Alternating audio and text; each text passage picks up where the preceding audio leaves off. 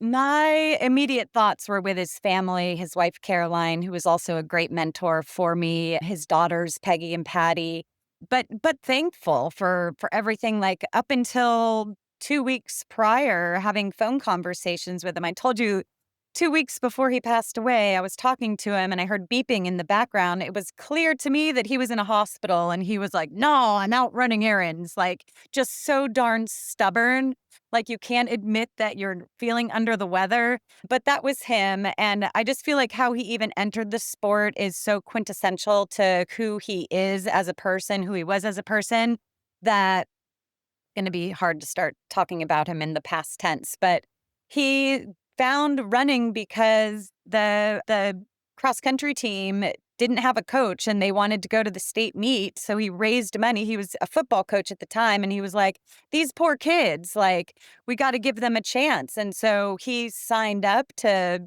take them to the state meet. He raised money for them to get there by himself and then made sandwiches in the hotel room. They were all crammed into a hotel room, and every single one of the kids placed in the state meet. He just gave people chances time and time again, me included. I called him up saying, "Will you please coach me?" He coached men at the time. And he was like, "Well, Alamosa isn't for everyone, so why don't you just come for a visit?" But I was so inspired by the end of our phone call. I feel like I had been running almost all my life from the age 11 until graduating from the University of Arkansas.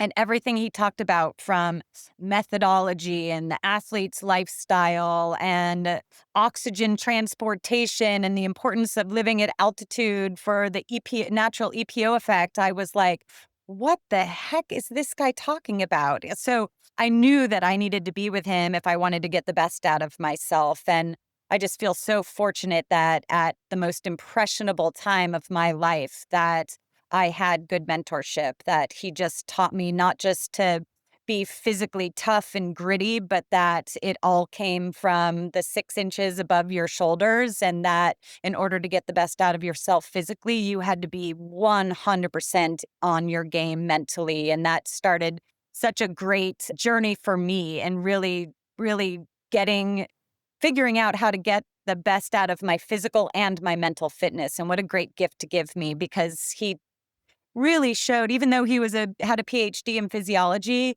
he was such, an advocate of the mental side, and he really valued using running to build a better person, not just a better athlete.